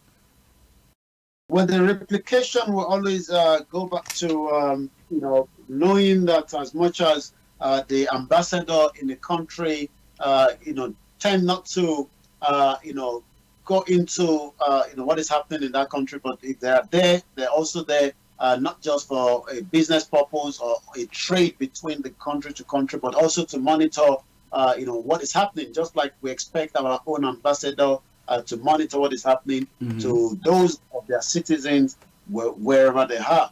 But this case will also show the test of relationship between Africans and the outside world when it comes to some information or some details like the LGBT issue. Knowing that Africans have always tend to most African countries. I remember even when Jonathan was there, there was a bit of rift, in that scenario as well. Yeah. But going back to Zambia, what I would expect, the foreign minister to have done is, have a kind of diplomatic conversation, but get into a stage where you expel, the ambassador of the country back to their state, their own country. I'm sure there will also be a repercussion of that. And then what then happen is, Zambia, just like any other African country that are still struggling to put their foot, on the ground, because most of them will need, access to, trade, just like we were looking for access to, weapons to fight the Boko Haram. Yeah. So America, I'm sure, would also be putting a kind of embargo, not just, removing, their own ambassador from US, but I will be expecting a kind of embargo on them as well. But yes, the Americans might not really have a say to this kind of situation in Zambia when it comes to the LGBT that the Zambia would love to, manage. But having, the ambassador expelled, I think they've gone beyond, my own take. Well, so I think I also foresee American placing sanctions because they always want to have the upper hand, and they wouldn't want you to. Though some might think that, oh, well, the ambassador shouldn't have maybe poked his nose in there because of their stance as a country. But once again, that they've done that, though it might be that the ambassador is not right or whatever, they would think that they could even place trade sanctions on Zambia, which at the moment Zambia is not a good place. It's not a strong country per se. Yes, you know, I mean, if Nigeria is still trying to pull himself out from a lot of woes that we are facing at the moment, Zambia is just small out of what Nigeria is also going through, and with the country that we need, everything possible, but definitely. American is not going to allow this to go lightly, and they will be giving their own stance, on it very soon. Yeah. Listen to Starr Radio UK, bringing you everything that is happening around the world. Like I say, if it's making the headlines, why not? We'll bring it your way. But stay tuned and don't touch the dial. Now, touching down now in Ghana as well, and looking at some of the events there. I'll touch on them, and then we'll see whether Yomi has got any other developing stories from there. Now, for your information, Akufo-Addo to swear in 40 judges today, and there was a case where the opposition in Parliament were saying that they were not going to be part of the scrutinizing of the next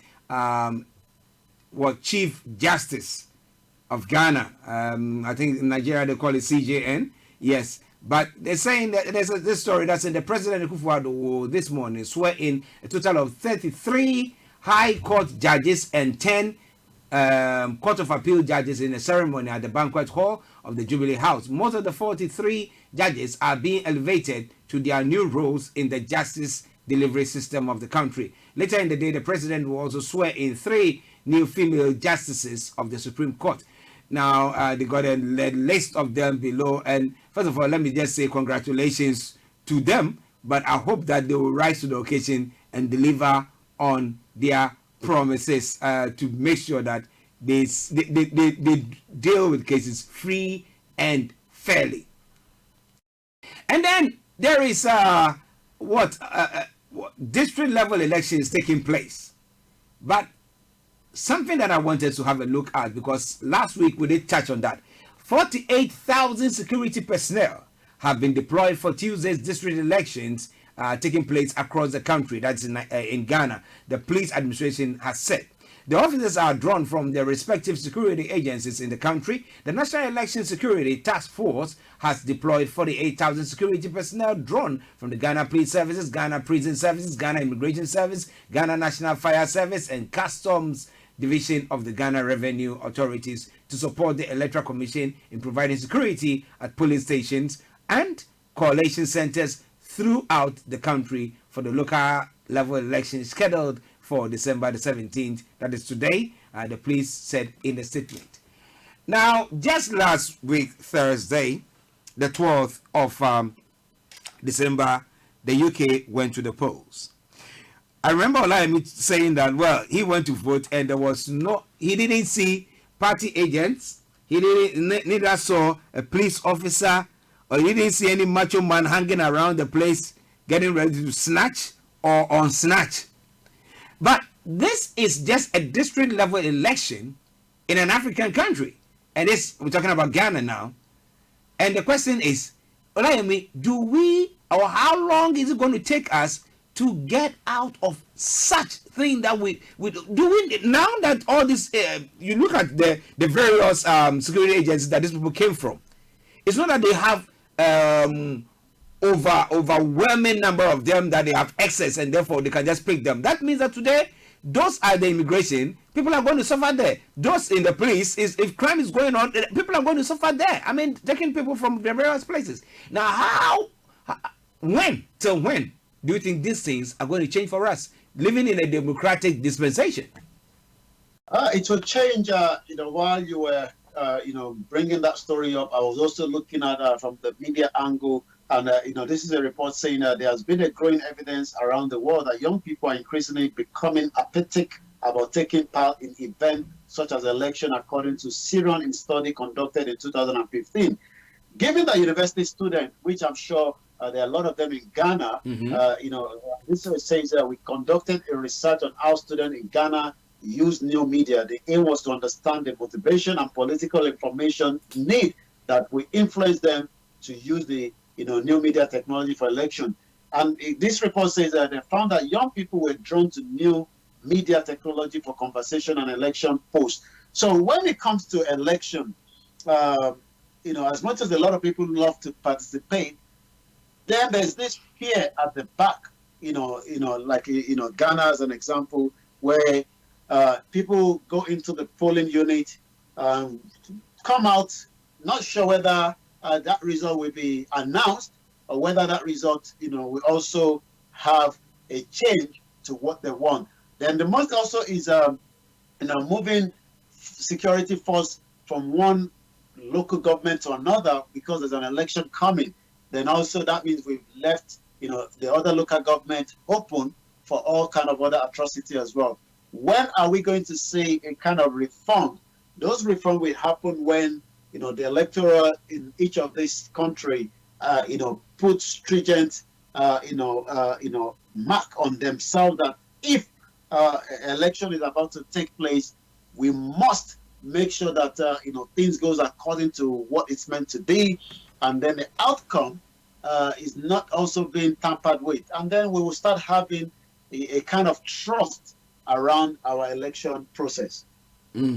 Well, and again, these security agencies who have been dispatched to go and see to these elections are also now mourning, seething with anger for being disenfranchised for this election. According to the angry security personnel who spoke under condition of anonymity, deployment for district level election was previously done internally. Hence, they were not dispatched outside the district where they were stationed. However, this time around, they have been deployed outside the areas to provide security without any arrangement to take part in a special voting. But you see, when we have issues like this, it looks like our people don't sit and plan things properly.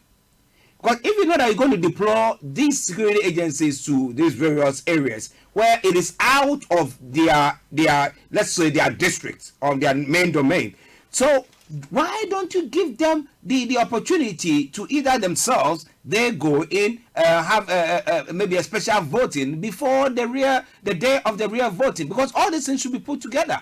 Why do you think that Africans at times the electoral commission behave that way? Well, it's all about the planning and putting the right thing in place. If you remember, while we were on ground in Nigeria, it was just less than 3 hours before the election was full on.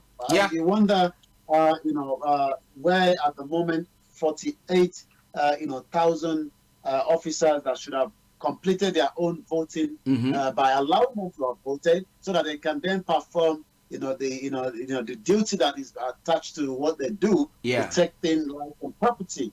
But what happened now is, these officers, won't have a say to who govern them, and then yet that might also have effect to their own pocket and the district as well. So it's all about the planning and putting the mechanism in place. It is possible that officers should have either been given that access either to cast their vote ahead or however, so that then they won't be pulled out during the time of their need. Like someone always said to me, whenever you go for any media outing, make sure you eat first. Because the last thing you want is when you're having that meal and you're called to take a photograph and they can't find you or they can't capture you, you're going to be in a big...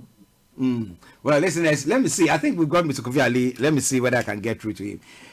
Mr. Kofi Ali, good afternoon. Hello, Kofi. Okay, today Kofi's phone, I think, is dancing. So don't worry. Let's move on. It's now a quarter to 1. At 1 o'clock exactly, we bring the curtains down. But we're running up with the morning show this day. With me is Mr. Olaimi Koike. I'm Archie, and we're bringing you what is making the rounds in the world. Today, we'll touch on a few stories here and there. Now, before I'll go back to Olaimi to see whether he is also chanced on any of that stories that is interesting that he will want to put. Yes, I want to look at as we continue to look at the security and all that. The president was in Cairo, was Aswan in Cairo last week, but the Senate doesn't seem to be, pleased with something that the president, gave out, not just to Nigerians but the Africa at large. And what is that? The new federal government policy on a visa on arrival to all Africans expected to commence January 1st, 2020, has now suffered a setback as the Senate today rejected its implementation until it's domesticated by the National Assembly. This called to a motion raised by the Senator Olubunmi Adetunbi based on the Senate Rules 4252. Adetunbi raised concerns over the federal government policies on visa insurance to Africans, stating that it will pose security problems to Nigeria. He also explained that the policy, though in line with the recent signed African Free Trade Agreement, requires amendment to Section 12 of the 1999 Constitution that spells out procedures for all immigrants into the country. And just to finish it off, the Senate in plenary agreed with him and subsequently summoned the Minister of Interior, Rauf Aregbesola, and the Controller of Immigration, Mohammed Bandandi. So quite an interesting one, knowing that it would have been possible for anyone to have traveled into Nigeria and get your visa on arrival and then just walk into the country. But, not having a check on who those individuals are, and then looking at the situation of security threat, it looks like that senator that has raised that motion in the Senate, we'll have to wait and see what will be the explanation from the Interior Minister, Rauf Aregbesola, and the Controller of Immigration, Mohammed, in due course. I'll go back straight to you now in the studio. This is still Starr Radio UK. Yes, Starr Radio UK for you. Now, so do you think that the president consulted the necessary, like the Minister for Interior and the Minister for Interior and the Foreign Affairs, as he consulted them before making that statement at all? Well, since the president controls, have access to those ministers, and he appointed them, I'm sure, maybe they were aware, but every Nigerians were not, they didn't know what was going to be on the table until the president announced that. And I'm sure maybe the Senate were not aware as well. But now, looking according to what this senator is saying, that even the Constitution of the 1999 Constitution spells out that procedures for all immigrants into the country. We know at some point during the last year, the government was able to, make the ease of business to foreigners. So that means you can arrive and apply for your visa on arrival, when you get into the country. So that, that kind of bottleneck that a lot of foreigners and, even Nigerians that didn't have Nigerian passport have to get your visa and then travel to Nigeria was a big problem. But at the ease of doing business, then the federal government allowed foreigners to come in and apply for that visa on the entry point. It's not just one country that does that. If you're traveling to a country like Istanbul, you could buy your visa straight from the airport and then you just walk in. So it's not anything new, but it's just that, looking at, African countries where, you don't even know who is coming in the first place. For the one of the Turkey as an example, your details is well known circulation according to the EU standard. But Africa, where you don't know who is who, then anyone can just walk in. And Nigeria is quite big. From Lagos, they could start making their way to some of the fighters are on the Yeah, other yeah, side Boko of the- Haram and all those places. Interesting. That's an interesting thing. But the other question that I wanted to find out from this is now when it comes to the airports in Nigeria, do we have, because if you see influx of people, I mean, at the moment, what is happening? People are acquiring, those who need to acquire visas, they are acquiring visas. So I don't know. I don't know whether the West African countries are the ones that don't acquire visas to come in at the moment to Nigeria. Now, so if you are spreading it across, that means that lots of people are going to need that. So assuming they get to the airport, now the influx of people like that, do you think the airport is big enough and has got the necessary infrastructure to accommodate that? Well, the infrastructure would be something that would have to be put in place because if the president have announced that, I could tell you those that are either struggling in their own part of African country and look at Nigeria as an opportunity to run away if they can't get to Europe. Why not? I mean, we got to say Nigeria has quite a lot to offer. Not just African countries, but as the airport got that capacity, I believe they have that capacity. Whether they have the manpower, yes, we have manpower, but whether the Senate will now approve that, is something we'll have to wait. And yes, I mean, things are working. I remember, a story also a couple of days ago where Nigerians would travel from Turkey and they would bring them to Nigeria, but they will bring their goods with a cargo plane. That is not going to be happening anymore because, a sanction that was given, by the president. So now, Turkish Airlines to return stranded Nigeria to luggage to Nigeria, because the airline was coming to Nigeria with a smaller plane aircraft. That means they can't take everybody with their luggage and bring those luggage to the cargo. And this was a very tough between the government. So Turkish Airlines has now promised to return, making sure that they have the right aircraft into the country. You are speaking on the radio now, so. Call you later. Support those that are traveling to the country rather than bring their luggage after people have arrived down into the country. So yes, the airport has got the capacity, and I'm sure they'll be prepared for that as well.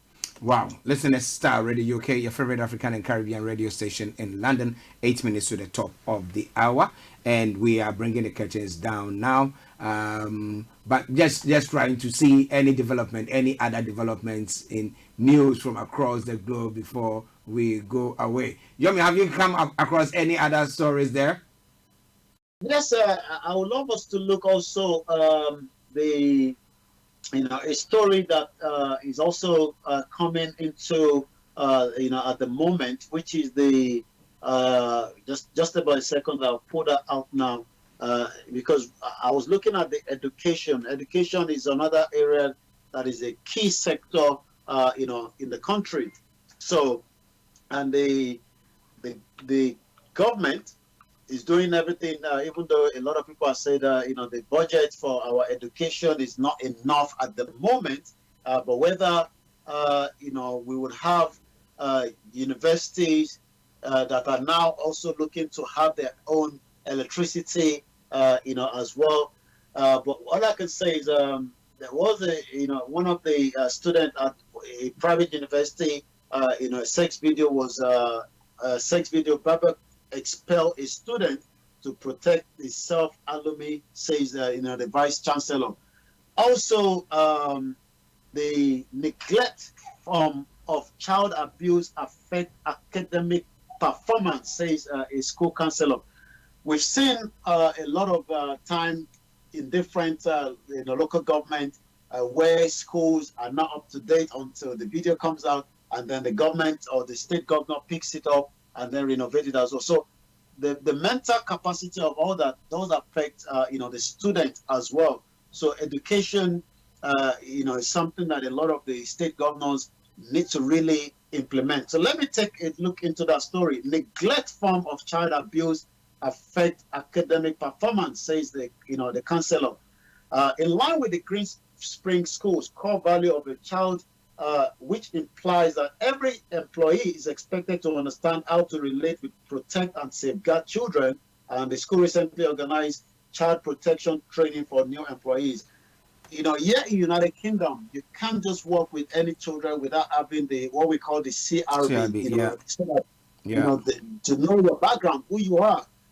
Many Nigerian children are victims of one form of child abuse or another, beyond the rampant cases of sexual and physical abuse. A lot of children are also exposed to psychological and emotional abuse. Just to finish it up, another major form of abuse that is common but not often acknowledged is neglect, which is a case of absentee of a caring adult in a child's life. So these are issues that are also being discussed, in most of the schools across the country. And we've seen a lot of Nigerians in Nigeria and Nigerians outside the country that are now working with state governors, to make sure that they put in the policies to protect the children in the country. I mean, it's easier said than done. Let me put it that way, because I have issues where we have people who are well-to-do. Let me put it that way, going into a village or saying that, I need somebody to come and stay with us, to come and work with us, or sort of. So they bring the person as a house help. And if you see the treatment that is meted out to these ones, oh my goodness, you will cry. So can government actually say that they're going to come up with a policy when they have not actually addressed the issue of where these children are in the first place, as whether their parents are able to fend for them? Well, it's a very difficult one. If a child that is not even, we're talking about the one in the school confinement. We're going to say a lot of abuses that are taking place, that are still on the ground. Where individuals maltreat, a child and not, looking at them as children. The essence of child protection training, which I believe, is getting the awareness at the moment, but in a very slow pace, because I know of an individual that have left UK, and that is what she's been doing, bringing that kind of training. She worked here for, more than 2 decades before relocating back to Nigeria. So child protection training, has to be provided not just to the employees, also to those within the, the confinement of children. Sometimes it might be like a day training as well. And looking back at this story, the counselor highlighted also some of the factors that can increase the risk of child abuse, to include unhealthy family relationship. We've seen, our culture believes that even though things are not going well in a family, just stay with it, manage it.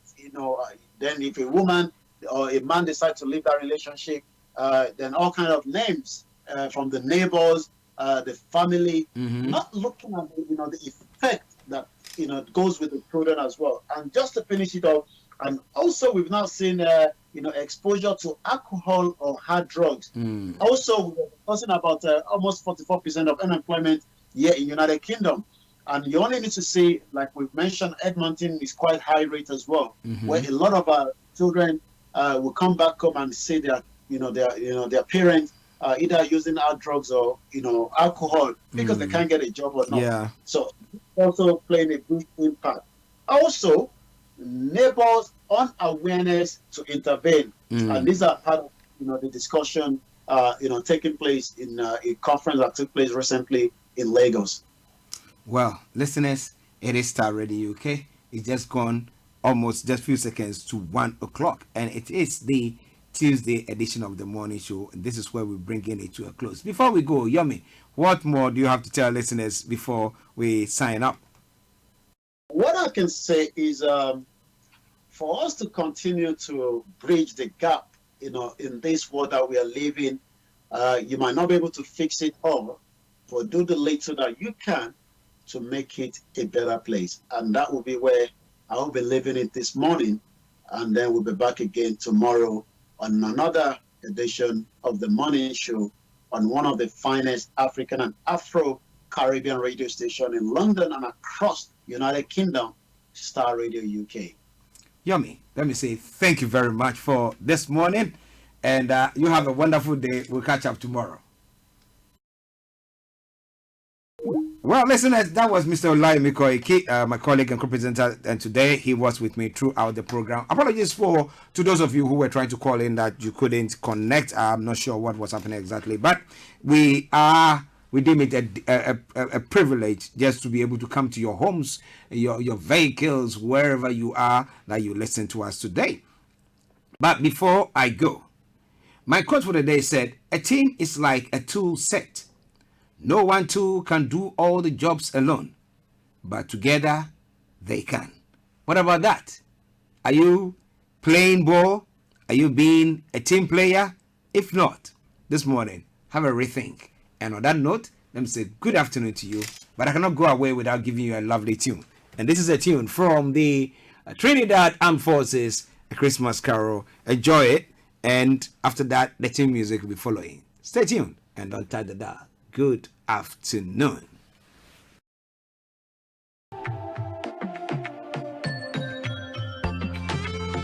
Of course, I'm Archie. Stay blessed. And so this is Christmas. And what have you done? Another year over, and a new one's just begun. And so this is Christmas. Thanks for listening. Thanks for listening.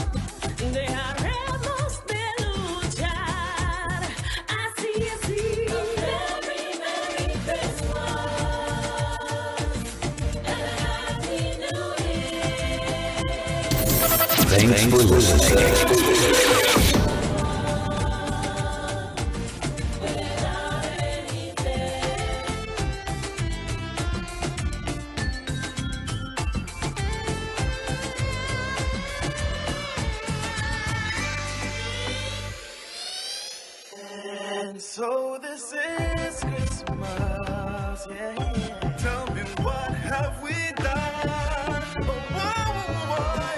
Another year over, And the new one just begun. and so happy Christmas. We hope you have fun. The near and the dear one, the old and the young. A very Merry Christmas. And a Happy New Year. And a Happy New Year. Let's hope it's a good one. Hope it's a good one, yeah. Without any fear.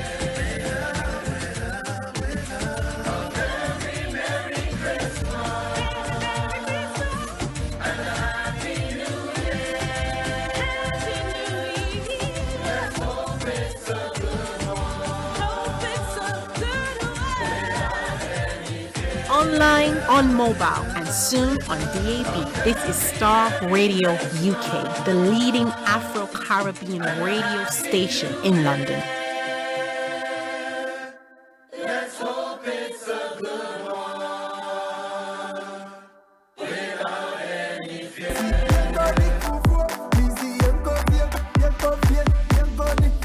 Hello, good people. I'm back again.